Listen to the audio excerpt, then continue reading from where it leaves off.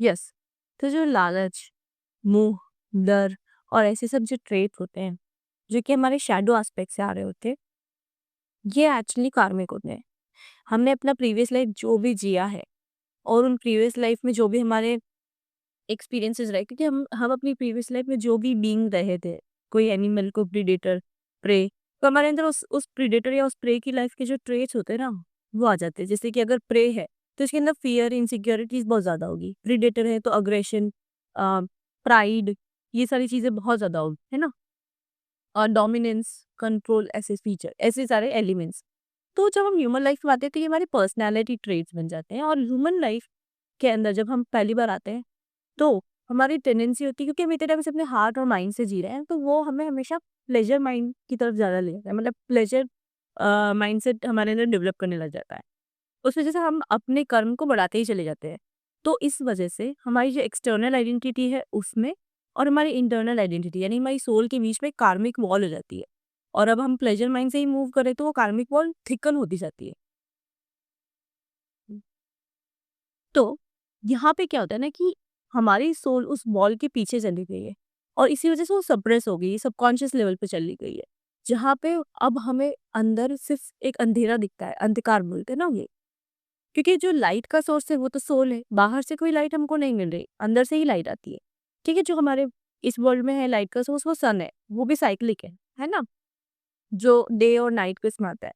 तो हमारी लाइफ में अभी अंधकार ज्यादा है और इस वजह से कहते हैं ना, इस कार्मिक वॉल के पीछे जो सोल सप्रेस्ड है, अगर हम इसे सुनना सीख जाए तो धीरे धीरे ये वॉल वीकन होने लग जाती है। लेकिन सोल को हर कोई ऐसे ही नहीं सुन सकता है, इसके लिए हमें कुछ रास्ते बताए गए और उसमें सबसे ज्यादा कोई बोलता है तो ध्यान और समाधि का। अब ध्यान का मतलब ये है कि हम अपने अ, अपने जीवन के कुछ समय में से अ, एक समय निकालें और वहां पे हम एक जगह बैठ के अपने आप को, अपने अंदर चल रहे विचारों पे ध्यान लगाएं। अगर हम अपने विचारों पे ध्यान लगाते हैं तो हमें दिखता है कि हमारे अंदर कैसे कैसे विचार आ रहे हैं। अगर आप उस जगह पे नाम जप कर रहे हैं तो आप नाम जप करते वक्त भी ये देखेंगे कि कुछ पर्टिकुलर थॉट्स, कोई फीलिंग्स, कुछ इमोशंस आपके ऊपर हावी हो रहे होते हैं। तो ये सारी जो चीजें हो रही थी ना, ये आपके विचारों की वजह से होगी।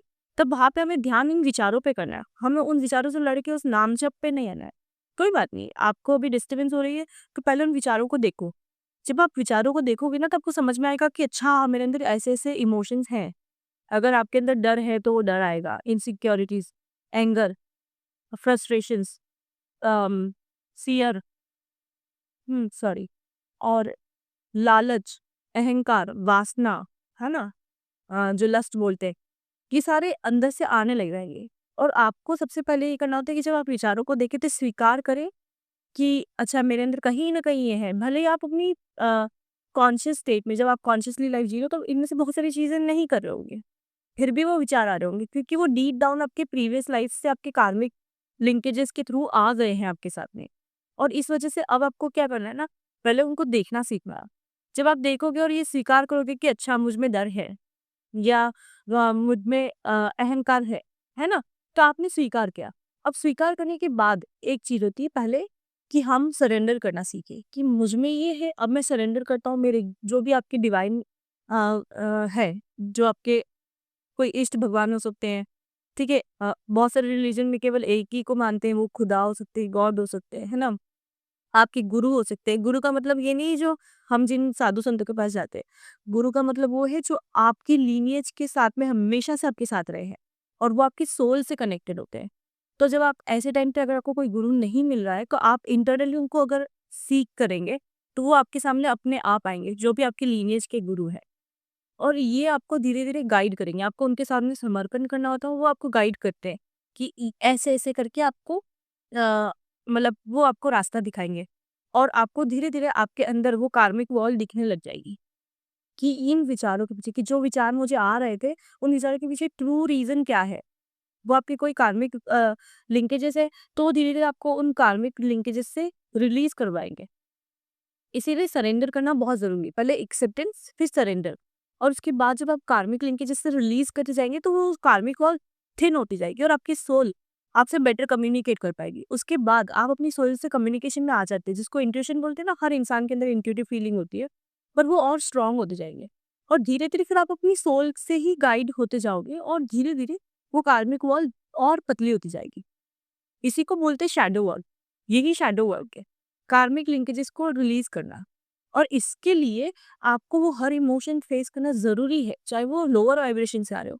तो अगर आपके अंदर ये सारे ट्रेट्स हैं और वो आपको दिख रहे हैं, तो आपको फील भी होंगे। और वो फ़ील होंगे तभी तो आप रियलाइज़ करोगे कि अच्छा मुझ में मोह है, अच्छा मुझ में लालच है, अच्छा मुझ में लस्ट है, मुझ में एंगर है, मुझ में अहंकार है, फ़ियर है।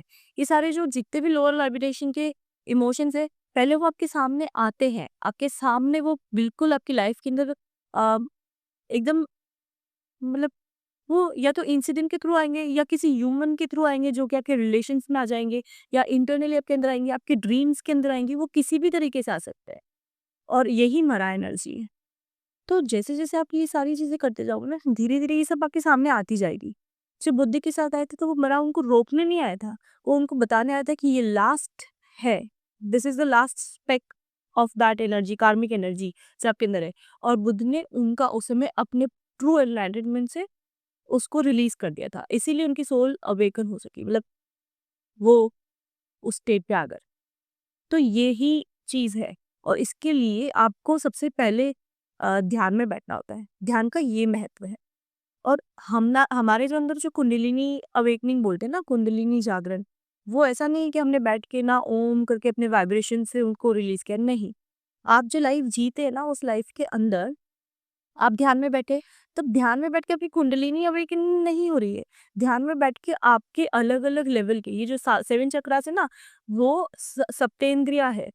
वो 7 जो हमारे अंदर 7 इंद्रियाँ होती है। तो वो सिर्फ़ 7 जो 7 इंद्रियाँ है ना, ये 7 इंद्रियाँ आपके इन लेवल्स को होती है, जो बॉडी के अलग-अलग फंक्शनल उसमें बैठी होती है और वहाँ पे वो कार्मिक लिंकेजेस की वज़ह से सप्रेस्ड होती है। तो उस वज़ह से जैसे-जैसे आप ध्यान में बैठोगे और आपको अपने वो चक्रास की ना कर्म दिखने लग जाएँगे, उस लेवल के कर्म दिखने लग जाएँगे, तो वो रिलीज़ होने लग जाएँगे।